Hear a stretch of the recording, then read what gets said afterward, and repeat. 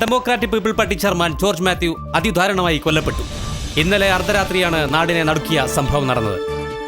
അങ്കമാലിയിലെ പാർട്ടിയുടെ ഒരു പ്രധാന മീറ്റിംഗിൽ പങ്കെടുക്കാൻ പോവുകയായിരുന്നു അദ്ദേഹം. തോട്ടമ്പലത്തെ ബ്രിഡ്ജിന് സമീപം ഒഴിഞ്ഞ പാറക്കെട്ടുകൾ മാത്രമുള്ള പ്രദേശത്താണ് കേരള രാഷ്ട്രീയത്തിന്റെ കുലപതി നെറ്റിക്ക് മുകളിൽ വെടിയേറ്റതായി കാണപ്പെട്ടത്. ഈ സംഭവത്തിന് ശേഷം അദ്ദേഹത്തിന്റെ ഡ്രൈവറും പിഐയുമായിരുന്ന ബാബു തങ്കമറ്റത്തെക്കുറിച്ച് വിവരങ്ങളൊന്നും ലഭിച്ചിട്ടില്ല എന്നുള്ളത് കൂടുതൽ ദുരൂഹതകൾ സൃഷ്ടിക്കപ്പെട്ടിരിക്കുകയാണ്. കേരള രാഷ്ട്രീയത്തിൽ എന്നും മാന്യത മാത്രം സൂക്ഷിച്ചു പോന്ന ജോർജ് മാത്യുവിന് ശത്രുക്കൾ എന്നുള്ളത് ഏവരെയും ഞെട്ടിക്കുന്ന ഒന്നാണ്.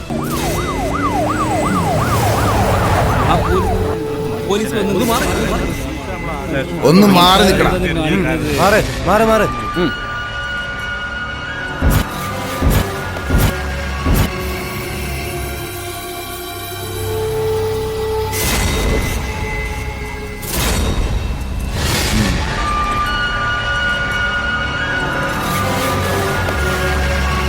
ഒരു പ്രൊഫഷണൽ ടച്ച് ഉണ്ടല്ലോ ഈ മർഡറിന്. പ്രൊസീജിയേഴ്സ് എല്ലാം സ്പീഡപ്പാക്കി ബോഡി ഒന്ന് പെട്ടെന്ന് എടുക്കാൻ പറ.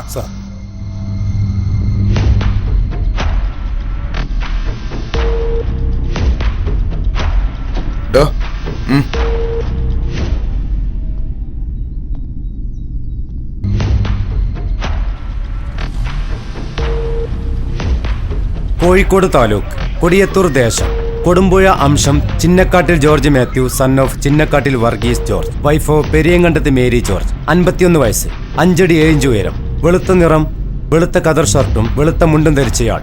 നെറ്റിത്തടത്തിന്റെ വലതുഭാഗത്ത് വലതു കണ്ണിന്റെ മുകൾ ഭാഗത്തായി വെടിയേറ്റ നിലയിൽ റോഡിന്റെ വലതുഭാഗത്തായി ചലനമറ്റ് കിടക്കുന്നതായിട്ടാണ് കണ്ടത്. TN 36B 4256, ലോറി ഡ്രൈവറായ കുപ്പുസ്വാമി 42 വയസ്സ്, തഞ്ചാവൂർ താലൂക്ക് അയ്യമ്പേട്ട് ദേശം. സ്റ്റേഷനിലേക്ക് വിളിച്ചറിയിച്ചതിനെ തുടർന്നുള്ള ഇൻക്വസ്റ്റിലാണ് പോലീസ് ഇവിടം എത്തിയത്. ബോഡിയുടെ കിഴക്ക് ഭാഗത്ത് നിന്ന് 86 അടി താഴെ ഭാഗത്തായി ഉപയോഗശൂന്യമായ ഒരു കരിങ്കൽ കോറി സ്ഥിതി ചെയ്യുന്നു. പടിഞ്ഞാറ് ഭാഗത്തായി 320 അടി ദൂരത്തിൽ കൊടുമ്പുഴ റിസർവ് ഫോറസ്റ്റ് സ്റ്റേഷനും സ്ഥിതി ചെയ്യുന്നു. വടക്കു ഭാഗത്ത് വനനിബിഡമായ കൊടുമ്പുഴ റിസർവാണ്. ബോഡി കണ്ട സ്ഥലത്തു നിന്നും അനൂപ് കുമാർ സൺ ഓഫ് വേലായുധൻ, കൊടിയത്തൂർ ദേശം കൊടുമ്പുഴ അംശം, മജീദ് സൺ ഓഫ് അലി എന്നിവരെ സാക്ഷികളാക്കി മക്സർ തയ്യാറാക്കി. സർ, അതെ സർ, പോസ്റ്റ്മോർട്ടത്തിന് അയച്ചിട്ടുണ്ട് സർ. പ്രശ്നങ്ങളൊന്നുമില്ല സർ. Sir, IG-യാ sir. കൊല്ലപ്പെട്ട ചില്ലറക്കാരനല്ലല്ലോ. മുകളിൽ നിന്നുള്ള പ്രഷർ ഇനിയും വരും. മുകളിലുള്ളവന്മാർക്ക് താഴെയുള്ളവന്മാരെ വിളിച്ച് 2 തെറി പറഞ്ഞാൽ അവരുടെ ഡ്യൂട്ടി തീർന്നു. വെയിൽ കൊള്ളാനും പ്രതിയെ തപ്പാനും നമ്മളും ജീപ്പ് എടുക്കണം. സർ.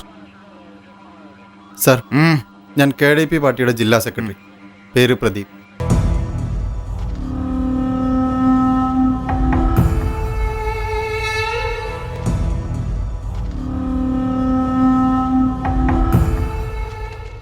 അപ്പൊ ക്യാഷോ? അവൻ ഈ കാശ് അവൻ്റെ സുഹൃത്ത് ഷെട്ടിക്ക് വേണ്ടി റോൾ ചെയ്തതാ. ജോർജ് സാറെ അറിയാതെ ആയിരുന്നു ഈ ഡീൽ. ആരാ ഈ ഷെട്ടി? അവൻ്റെ ബിസിനസ് പാർട്ണറാ. ഒരു ക്രിമിനൽ മൈൻഡുള്ള ആളാ. നീ ഇപ്പൊ പറഞ്ഞുണ്ടല്ലോ, ഈസ് ഗ്രേറ്റ് എവിഡൻസ്. പക്ഷെ ഈ കാര്യം പാർട്ടിയിൽ മറ്റാർക്കെങ്കിലും? ഏയ് ഇല്ല സാർ. നമ്മൾ 2 പേരുമല്ലാതെ ഇപ്പൊ ഒരാളും പുറത്തറിയണ്ട. അത് പ്രതികൾ രക്ഷപ്പെടാൻ വഴിയൊരുക്കുകയുള്ളൂ. ബോഡി ഒന്ന് അടക്കിക്കോട്ടെ. എന്താ വേണ്ടതെന്ന് എനിക്കറിയാം. ഞാൻ വിളിപ്പിക്കും. സ്റ്റേഷനിലോട്ടൊന്ന് വന്നേക്കണം. ശരി സാർ.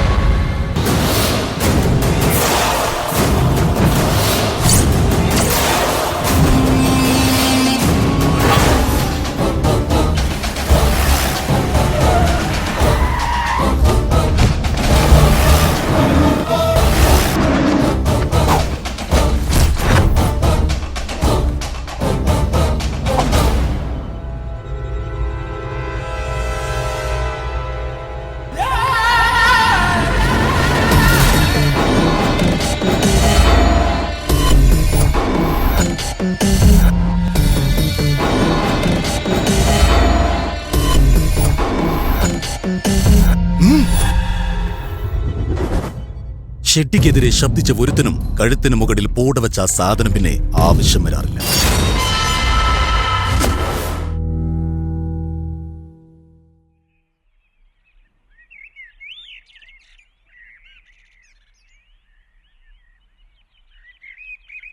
ഇതൊക്കെ തനിക്കങ്ങ് ചെയ്താ പോരെ?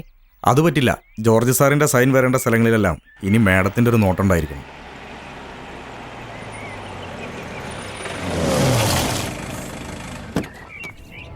ഇതാണോ പുതിയ സൈ? ഞാൻ എസ്.ഐ. ജെയിംസ്, ഇവിടെ പുതുതായി ചാർജ് എടുത്തതാ. ഹലോ. വരൂ.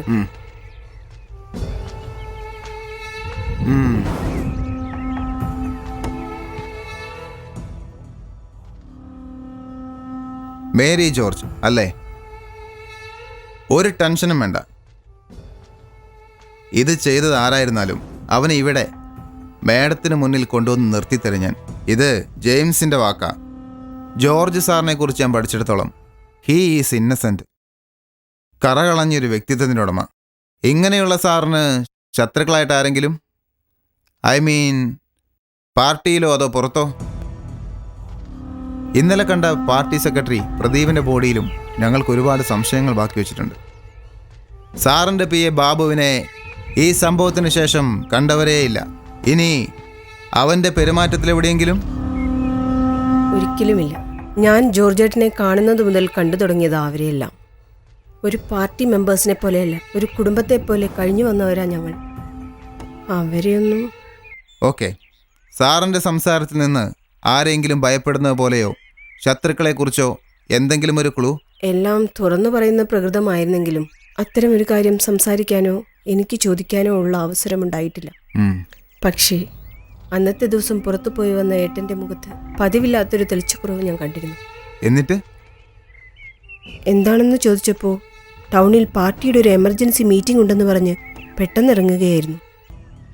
ആ ഒരു വല്ലായ്മ ഞാൻ ബാബുവിൻ്റെ മുഖത്തും കണ്ടിരുന്നു. മാഡം ഈ പറഞ്ഞത് എൻ്റെ കാൽക്കുലേഷനിൽ വരുന്ന കാര്യം തന്നെയാണ്. ഏതായാലും മിസ്സിങ്ങിലുള്ള PA ബാബു തങ്കമറ്റത്തെ കണ്ടെത്താനുള്ള ശ്രമം ഞാൻ ഊർജിതമാക്കാം. അതിനി എത്ര ഫോഴ്സിന് വേണ്ടി വന്നാലും.